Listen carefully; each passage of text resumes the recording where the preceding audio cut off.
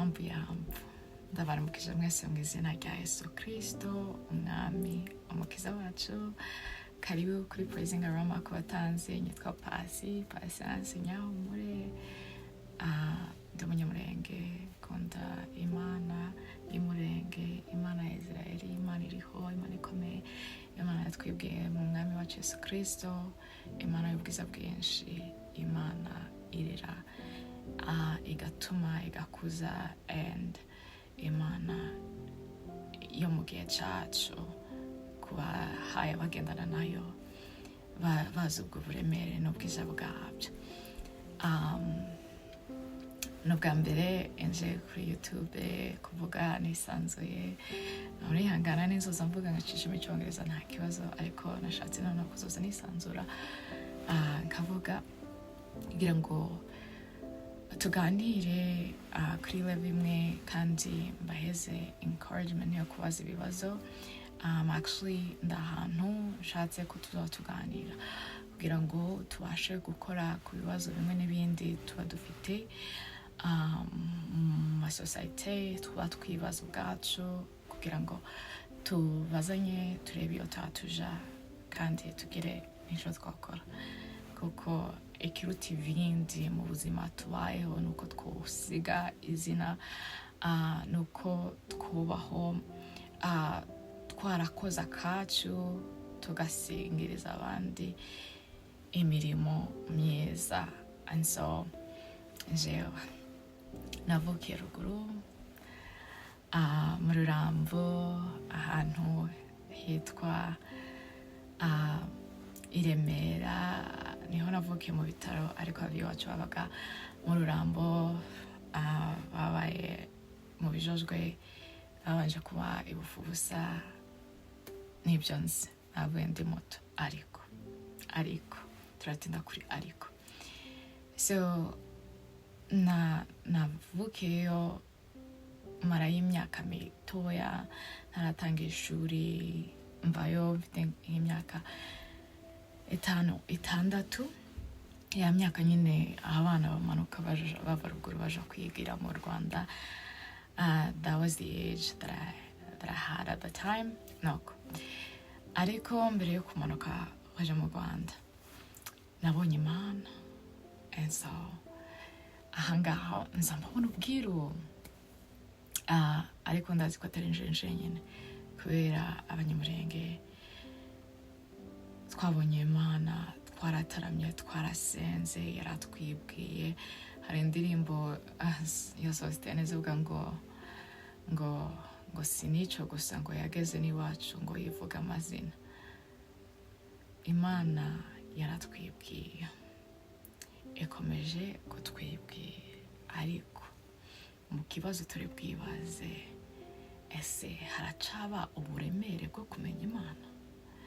Ko ndavuga ibiga uburemere bwo kumenya Imana. Imana iza yibwira abantu kugira ngo bayimenye, kandi mu kuyimenya ni nko kumvikanaho ku kintu nubwo wowe utarasobanukirwa. Just the fact, the notion that God, Imana mu kwera kwayo kuba yakwiretse, it's automatic ko nawe ugomba kugendana nayo wijejwe, utinya, uyiyobotse, and then ubiheza agaciro. Hari ukugomera Imana kuriho muri iki gihe gutuma nje nibaza, ese koko hari abayibonye? Kuko icyo nzi cyo Bibiliya ihamye, abahuye n'Imana bikabaruta bahinduka abana bumvira, bagendana n'Imana batakiri bonyine, right? Hatakirimo akantu ko kwigenga. Urugendo rwacu ni runini kandi imbere tutazi, ariko abenshi dusa nabi kubera kuvuga ko twabonye Imana ntibiremerera ubuzima bwacu ngo twezwe, duhindukire, dukire. Icemezo cy'umuntu kuko wamenye Imana nuko asiga ibya kera inyuma yimukana nayo. And so ari ukuntu Abrahamu yahagurutse, ahaguruka ategetswe kugenda Imana ifite kumwereka, ariko ntiyagiye uko, yagiye afite igitinyiro cy'Imana, yagiye azi kwera kw'Imana, yagiye azi ijambo ry'Imana uburemere bwaryo, yagiye azi ko atakiri uwiwe ngo yigenge. So ni byinshi mu buzima muri iki gihe turi mu kureba. Ntubibone gusa ku bapagani, ukabona a lot of compromise mu bintu wakagombye kuba warimutsemo. Kandi Imana imfashe mvuge mpurutse, Imana imfashe mvuge mpurutse, ndacyari kumbyitondera ko bubaye ubwa mbere. Hari abatanzi nshaka kubanza kubitondera mbere yuko mvuga byinshi, bimwe mushobora kumva n'ibindi Imana ariyo yo bashoboza kumva. Ariko Yesu yabajije ikibazo muri Matayo 11 ngo ese ab'iki gihe bagereranya n'iki? Bameze nk'abana mu kiguriro, aho abantu bari busy doing their thing. Ibi bakora, abantu bari bakora ibibungura, ibo bagacuranga indirimbo ngo abantu babyine, cyangwa bagacuranga indirimbo ngo abantu barire, ariko ntibamenye yuko mu kiguriro umuntu wese afite icyamuzanye.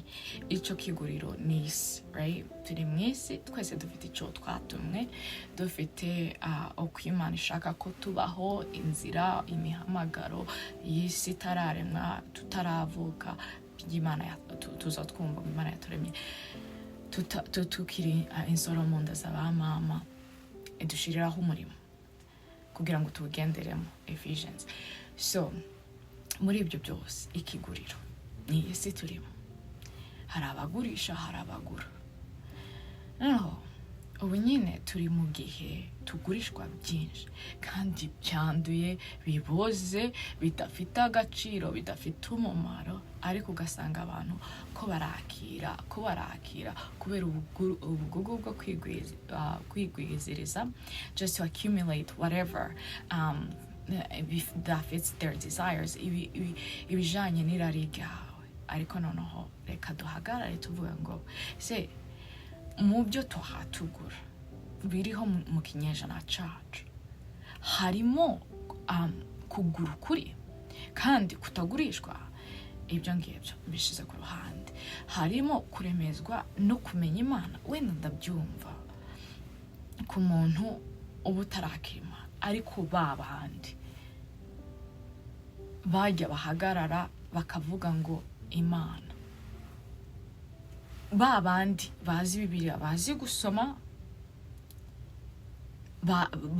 nyine bumva context ya Bibiliya, ariko bakayinyomereza irari ryabo, abo ngabo batsindwe.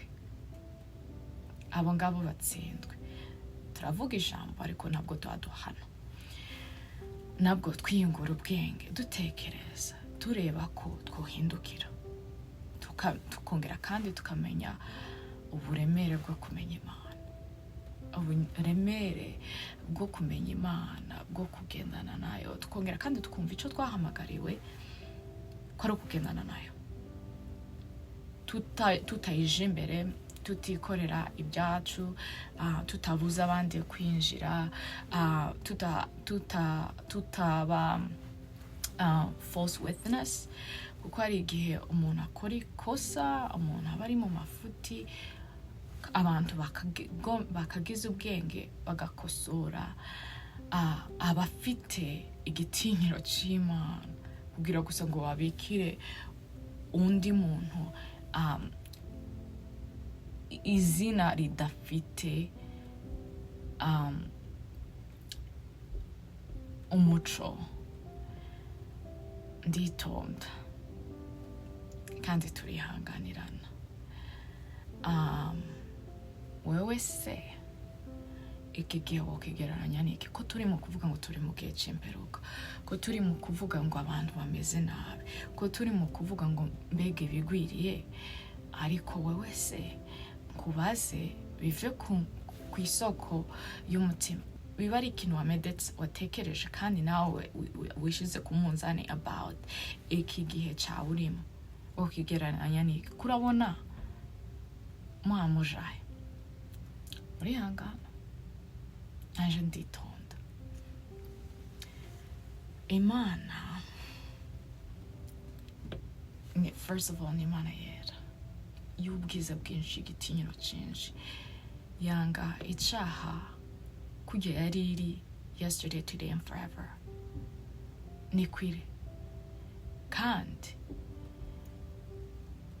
umukiranutsi Bibiliya zitubwira mu Baheburayo ngo azobeshwaho no kwizera kwe, ngo ariko nateshuka inzira ntizoba ikimwishimiye. So muri kinyejana twibaze ngo ese mubahamagarirwa kugendera mu gukiranuka, ariko kwizera kwawo, imirimo yo gukiranuka ituma bitwa abizera nyakuri, right? Muri abo ndimo, ubwo ikinyejana canje kigoretse inzira, nkaba mpambibona n'uwo bitunga w'urutoke, nje hari ikindi mo cyotuma nanje mba muri uwo mubare. Tureke Imana igira abo yibikira, aba ari wowe.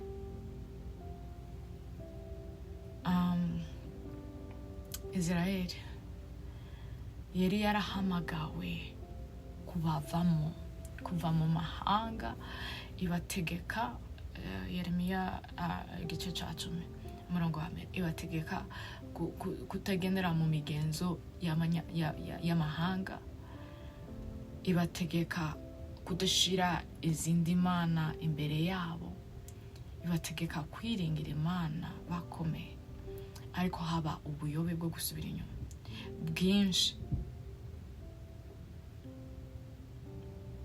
Imana ni umubyeyi urera kugira ngo abantu bagire igihagararo. Imana ni umubyeyi wigisha kugira ngo tugire izina ryayo. Imana ni Imana irera kugira ngo habeho umuco w'icyo ishaka mu buzima bwacu, ariko ibyo byose ntibyogerwaho nubwo twofungura amakanisa ibihumbi kandi duhagarara kuri rutari buri munsi, ariko turebye neza, Imana yihimbariza mu batinyi. Niyo mpamvu akenshi muri Bibiliya yakoresheje ba bandi batari bashoboye kugira ngo babe ibihangange by'ubusa bwavugagwa, by'imirimo itabonekaga, by'amagambo ahuhwa. Imana ariyo imenya impamvu ibi byose babivugwa, okay? Gituma abakristo bacecekeshejwe n'ubupfu buriho,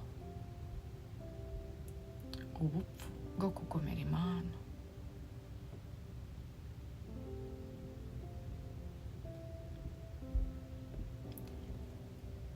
Hari ibintu nze ndimo kureba ngo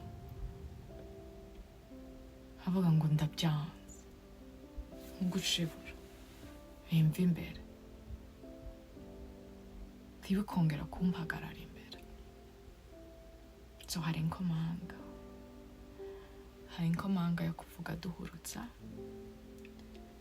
hari inkomanga yo kuvuga duhinduka, hari inkomanga yo gukora ibivuga kurusha ibindi ubu nyine cyane. Ndasaba yuko twakongera kandi tugatinya Imana nimba koko tuyizi.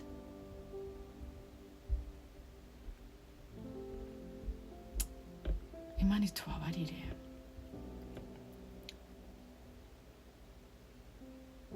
Imana itubabarire. And so urasa gute? apana mu bandi. Urasa gute wewe ubwawe iyo wirebye? Urasa gute iyo wirebye? Wenda kwishima ukavuga ati dore ibyo maze kugeraho, dore ibyo mpankora, dore imigambi yanje ndi imbere, ibi byose biranzengurutse. Wowe usuko ariko urasa gute imbere y'Imana? Bijya utokwisha ijisho ryayo, rijya utokweba. Urasa gute?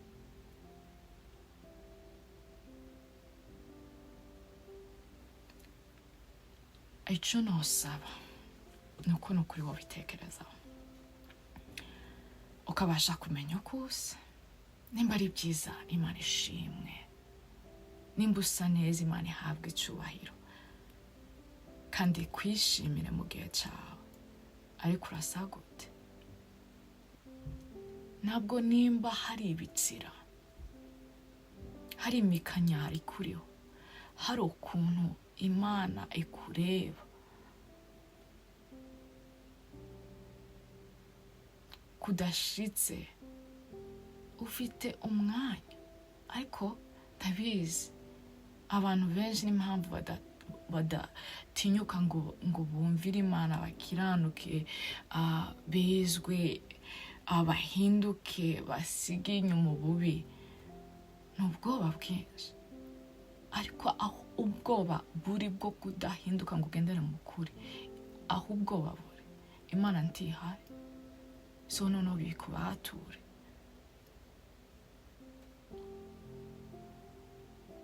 Ikindi niki ubu nyine uhaye ukora? Niki ubu nyine uhaye ukora kizosigara kivuga, kizosigara kivuga?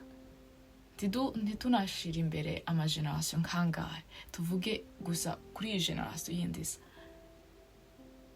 Niki uhakora? Nirihe zino hawusiga? Ntibibi by'ikinyejana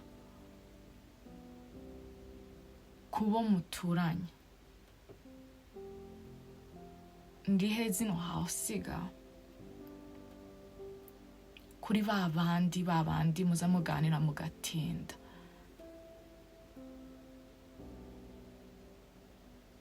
Bakubona uri uwera, wumvishije uburemere bwo kumenya Imana.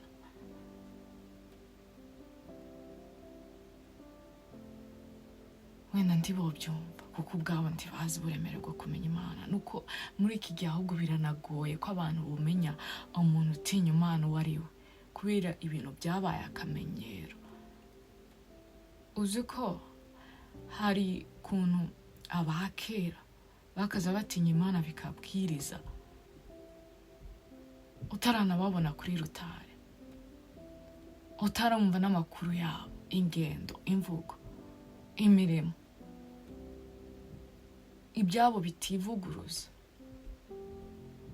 Oya, kuri tukuvuge kandi twitonde, tuvugire imbere y'Imana kandi twemere iturebe mu maso.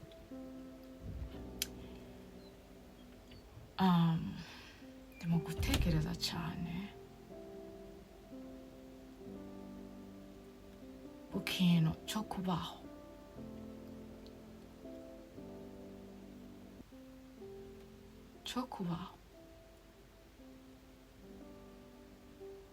Ndimo gutekereza ku kintu cyo kubaho n'ukuntu iminsi yayihuta,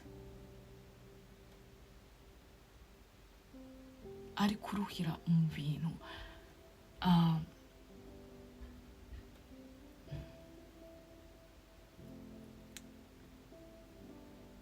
bizoshirana nawe gusa. Hari uko utabyumva, hari uko utabyumva.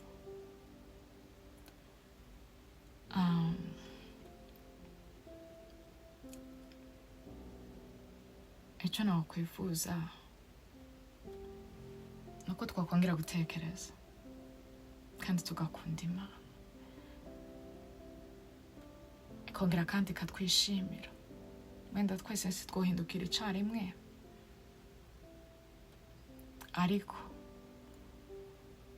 Imana izireba imitima, kandi koko abihana bagahindukira rwose batisigarije, izi zikabasanga. And so ntagire uwumva impamvu ngo abwire ngo there is any judgment in this, ariko niko dusa. Kandi tugerageze tuganire duhugurane,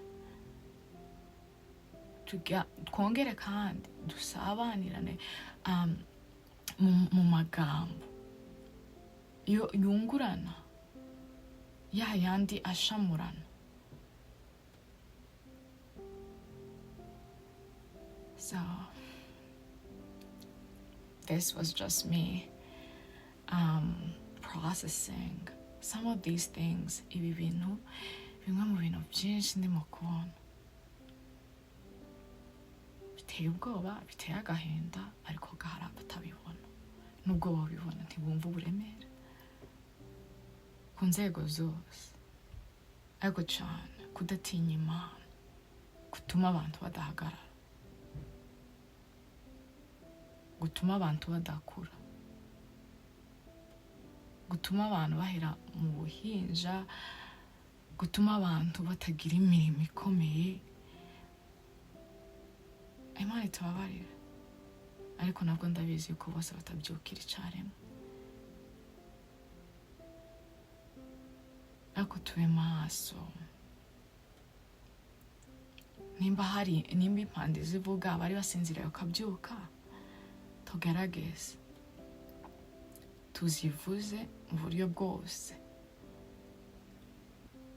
ngo habe igihe cyo guceceka, haba cyo kuvuga. There are different seasons, and so genuinely for me, I am in a place where I'm ready now to start having these conversations. Imbaraga nke mfite, ntabwo nigeze kugira amagambo, ntabwo ndityoza, ariko nyine ako nshoboye, whatever, icyo nashobora kuvuga kikagira uwo gifasha. Kandi ubwo nateye intambwe kugira ngo mfungure kino kiganiro, tangire dushiraho ama-comment, turebe ibintu bikwiriye gukosoka, tuzoza tubiganiraho mu kinyabupfura, dutinya Imana, tuganire turebe ukuntu twohinduka. Kuko nta kamaro bivuze kubaho duca ibintu hejuru, kubaho nta guhugurana kuhari, kutuma nyine abantu bakenguka. So wewe ushoboye gukurikira ibi ngibi, me processing, ukaba ufite ikindi gitekerezo n'ikindi kintu twoganira, I'm open to have conversations that are real, that are genuine, that look unto God, kandi zituma duhaguruka mu buryo bwose kugira ngo dukore iby'umumaro, kugira ngo tubyutse, dushamure, kandi tubashe wenda no kuba ikiyo ku bandi, c'imbaraga, also cyo kubakangura in whatever means. Kuko hari ukuntu nyine noza nkavuga ariko Imana ikakuganiza ukundi. And so I truly believe that igihe kirageze cyo gutaha mu buryo bwose, gutaha ku Mana, gutaha ku bitekerezo bishitse, ku mirimo y'umumaro, ibizovuga none n'ejo, wobaze se gituma guhatinda kw'ejo hazoza. Aha nitudakora tugatinda mu bya none nuko bisa, kurabona hari icovamo ejo. So ntituryamire, twite kubo turi, cyane cyane tugire imizi mu Mana mu bo turi. icya kabiri dukore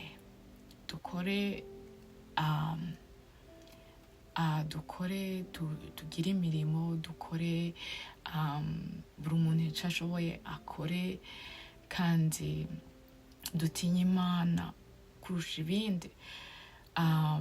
Ko ndabisubiramo ku mpamvu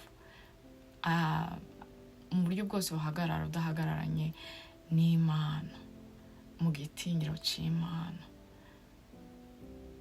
biragoye muri iki gihe ko wagira impact itungura gusa wowe wenda n'inshuti zawe, nabyo si bibi, ariko I'm talking about generational change, impinduka y'ibinyejana. Ko hari ibinyejana bimwe bizavuga ngo turanze, icacu nico ndyifuriza. And so nabizi ko hari abantu benshi dusanga ibi bitekerezo, and so tugende tugira imbaraga, and honestly twemere tujabuke, kwitwikure, and dukore tuzi uburemere bwo kumenya Imana n'abo turi n'amahirwe dufite. Hari ababayeho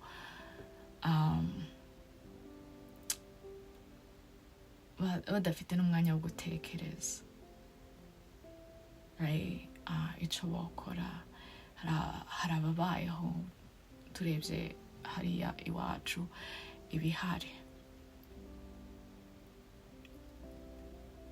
bakagira ubutwari kandi bari mu mwijima w'ibi, ariko twebwe tudafite igihe kitubyiga kindi. Ubupfu buratwuzuye, ubugome, gusa nabi ku buryo bwose gukwiriye igitsure cy'Imana gusa. Aho bigeze nta kugawa n'umuntu gufite icyo kumaze kutubakiye mu gitinyiro cy'Imana. None abafite ukuri bakubemo. So mvuze bike mu byinshi tuzoganira. So amutinyuke mubaze ibibazo. If there is an angle you want me to approach this conversation from, mubyandike under the comments. Also subscribe to the channel kugira ngo abandi babashe gushikirwa bino biganiro, and also muze twiyunge mu bintu byinshi bikwiriye gukora, dutekereze ibirenzo by'uyu munsi, kandi twongere kandi twumva uburemere bwo gutinya Imana, kuko iyo dutinya Imana then turubakana, dukora ibitari ibyacu bikarenga amasambu yacu, tugafasha n'abandi, ariko habaye ukuri, habaye ubutwari n'ubufura, habaye gukura kw'ibitekerezo, gukura kw'imirimo. So thank you for joining me today. Imana ibarinde, ibaheze umugisha, kandi ariyo yonyine ubwayo ibigisha. Nicyo mbasabiye, naho utaha amahoro y'Imana. Bye.